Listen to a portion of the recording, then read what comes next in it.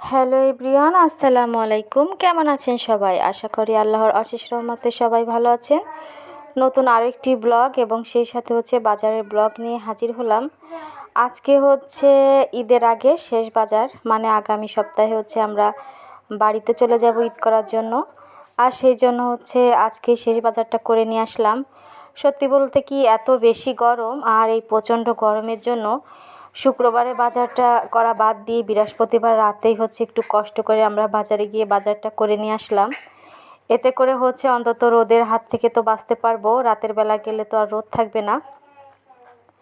তো সেই মোতাবেক বাজারটা করে নিয়ে এসেছি। আর সকালবেলা আমি দেখেন এই যে এইগুলা বের করতেছি। আর কাঁচা বাজারগুলা কিন্তু রাতেই আমি বের করে গুছিয়ে রেখে দিয়েছি, কারণ কাঁচা বাজারগুলা তো নষ্ট হয়ে যাবে না হলে সকাল পর্যন্ত। আর এখানে শুকনা বাজারের ভিতরে এই যে ডাল, তারপর আটা, সাগু, তারপরে এই সমস্ত শুকনা জিনিস নিয়ে এসেছি। আর এই সমস্ত শুকনা জিনিসের এত প্রচুর দাম, এতেই টাকা অর্ধেক চলে যায়। তো করার কিছু নাই, বেঁচে থাকার জন্য যে সমস্ত জিনিস আমাদের প্রয়োজন সেগুলো তো আসলে আনতেই হবে। আমার প্রিয় প্রিয় আপুরা, আপনারা যারা আমার ভিডিওটি দেখা স্টার্ট করেছেন, প্লিজ একটা লাইক দিয়ে দিবেন। আর প্লিজ সম্পূর্ণ ভিডিওটি ওয়াচ করবেন। আসলে বর্তমানে অনেক বেশি ওয়াচ টাইম কম হচ্ছে, কি বলবো, 1 ঘন্টা ওয়াচ টাইমও এরকম কোনো কোনো ভিডিওতে হচ্ছে না। তাই প্লিজ স্কিপ করে দেখবেন না, পুরো ভিডিওটি শেষ পর্যন্ত দেখে তারপর যাবেন। তো এরপর আমি দেখতে পাচ্ছেন মশলাগুলো সব কিছু কিন্তু রাতে যতটুকু সম্ভব গুছিয়ে রাখতেছিলাম। আর আমার কিন্তু বাজার গোছাতেই সবসময় অনেক ভালো লাগে, বাজার করতে, বাজার গোছাতে সবসময় ভালো লাগে। যদি না শরীরটা অসুস্থ থাকে, তখন শরীর অসুস্থ হলে কোনো কিছুই ভালো লাগে না। আর এই যে তারপর আম নিয়ে এসেছিল, এখানে 1 কেজি ন্যাংরাই আম নিয়ে এসেছিল। তো এই যে মাত্র 5টা আমি 1 কিলো হয়ে গিয়েছে। তো দেখতেছিলাম আমগুলো কোনটা কোনটা পাকা আছে। আর এই যে সবজি বাজারগুলো তো রাতেই গুছিয়ে রেখেছিলাম, সেগুলো আপনাদের সাথে একটু শেয়ার করি। এখানে বরবটি নিয়ে এসেছিলাম।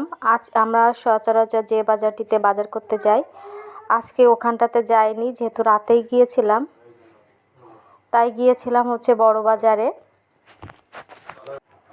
তো তারপর এই যে নিয়ে এসেছিলাম কিন্তু ক্যাপসিকাম, ফার্স্ট টাইম ক্যাপসিকাম নিয়ে আসলাম। আর এইগুলো কিন্তু একদম দেশি ক্যাপসিকাম, যার কারণে কিন্তু সাইজগুলো খুব একটা বেশি ভালো না, বাট তারপরে দেখে আমার অনেক ভালো লাগতেছিল এবং সেই সাথে দামও কম ছিল। সব মিলিয়ে ক্যাপসিকামগুলো নিয়ে এসেছি। আপনাদের কাছে কেমন লাগতেছে বলেন। তো আগামীকালকে ইনশাল্লাহ ক্যাপসিকামের ভাজি খাবো, দেখা যাক কেমন লাগে খেতে। তো এরপর আরও অনেক ধরনের সবজি নিয়ে এসেছিলাম। তো একে একে সব কিছু বের করে গুছিয়ে নিই, আর আপনারাও সেই সাথে দেখতে থাকুন।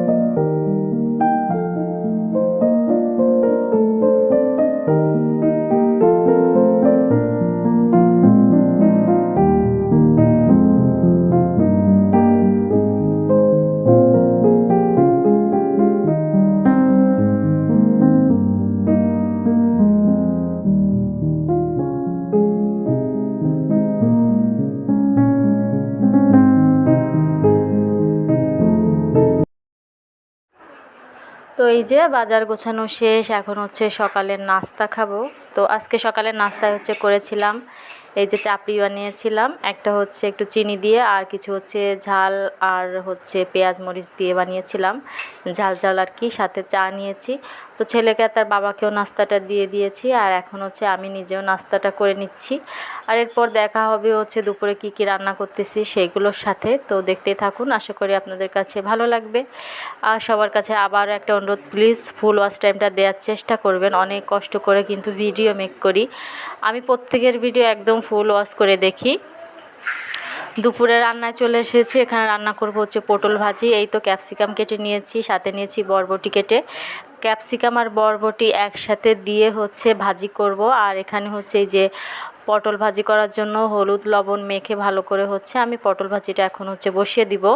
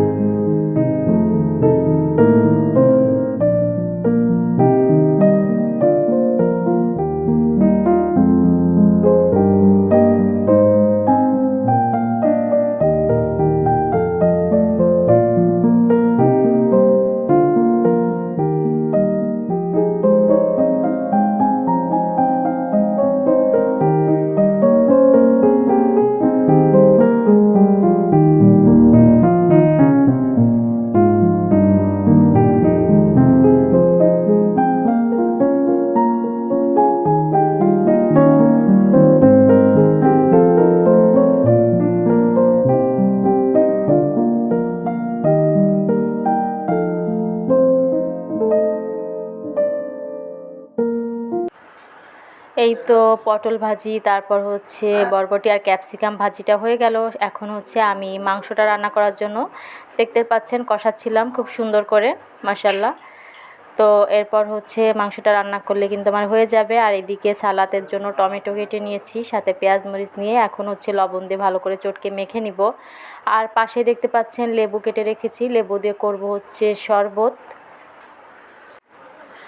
কারণ হচ্ছে ওর বাবা গিয়েছে নামাজ পড়তে, আর নামাজ পড়ে আসলে হচ্ছে তাকে লেবুর শরবতটা দিব। এই জন্য হচ্ছে লেবুর শরবত আমি বানানোর জন্য এই যে নিয়ে নিচ্ছি। আর অনেকগুলা লেবু কিন্তু নিয়ে এসেছিলাম আজকে।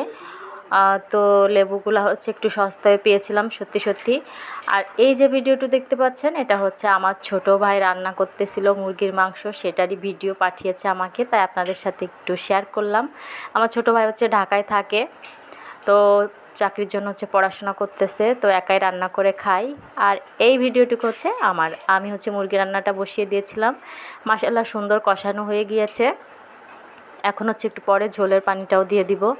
তো সবাই আমার ছোট ভাইয়ের জন্য দোয়া করবেন, আল্লাহ যেন ওর মনের আশা পূরণ করে, খুব শীঘ্রই যেন খুব ভালো একটা জব হয়ে যায় তার।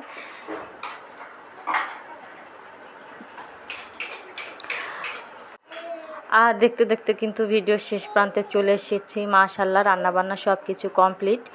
আর যারা এতক্ষণ পর্যন্ত ধৈর্য ধরে আমার সাথে থেকেছেন, আমার ভিডিওটি ফুল ওয়াচ করে দিয়েছেন, তাদের কাছে অনেক অনেক বেশি কৃতজ্ঞ আমি। অসংখ্য ধন্যবাদ জানাচ্ছি সকল আপুদেরকে। প্লিজ এভাবেই পাশে থাকবেন, সাপোর্ট করবেন। আর আমার চ্যানেলটি প্লিজ যারা সাবস্ক্রাইব করেননি একটু সাবস্ক্রাইব করে দিবেন। এই যে রান্নাবান্না সব কিছু কিন্তু আমার কমপ্লিট, এখন হচ্ছে খাওয়া দাওয়ার পালা। ভালো থাকবেন সবাই, আল্লাহ হাফেজ।